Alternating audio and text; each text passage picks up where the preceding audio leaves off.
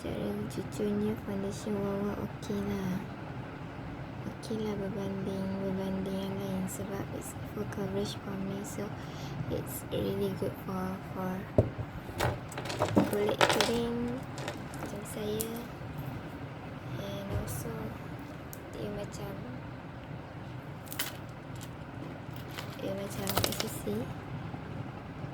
Memanglah dia ada tekstur biru lah manusia kan, tapi dia tak berlari weh. Dan setting spray pun bagus, macam bagai mata pun macam tak berlari weh. Like, betul ni tak berlari weh. Finally Wawa menyelamatkan saya daripada keganasan. Tak ada keganasan, daripada isu foundation. Okay, sambungan daripada isu foundation. Sejujurnya, kalau macam isu-isu Palestin ke, isu-isu keganasan dalam Malaysia atau luar negara yang saya tak repost tu, bukan sebab saya tak nak repost, tapi secara peribadinya saya berpendapat kalau saya repost, saya sendiri yang menggalakkan penyebaran berita-berita buruk. Walau benarlah, betul lah apa yang buat, berita-berita yang buruk, yang sensitif berkaitan agama kita, yang nak menunjukkan, contohlah saya nak kata penghinaan terhadap agama.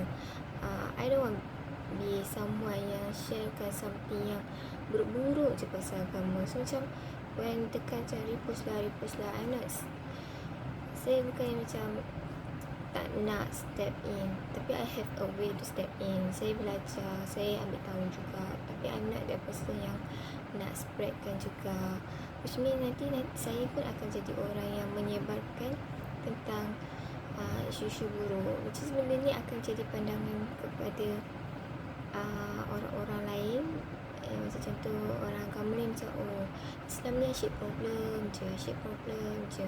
So for the Palestine, I know for the berita, tapi untuk sharekan something yang macam tak elok tu, I have a perspektif yang sebenarnya tu adalah perspektif, bukan kita nak sharekan tentang keburukan Israel tu, tapi dia datang juga dengan apa yang Palestin hadap. So benda tu sangatlah crucial untuk kita sharekan. Macam kita tengah menunjukkan aib macam mana orang Palestin mati, so it feels so bad for me. Macam kesian dekat arwah.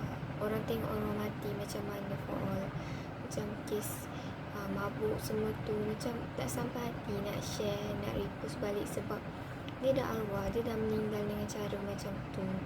Macam dia salah, tapi everyone tak share muka orang yang salah, everyone share keadaan mangsa. So dia macam no, orang tahu dan cukuplah sampai macam tu je. Saya tak rasa untuk saya tak repost tu tak ada pun macam orang yang tak tahu, everyone dah tahu. Jadi untuk tak repost tu adalah pilihan saya.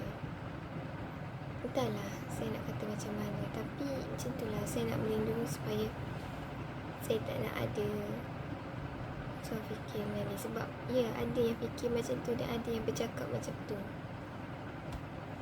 Saya pun terasa I have a way of mind, bear with it. Terima kasih sebab mendengar. Saya sayang semua orang. Saya tak nak gaduh-gaduh.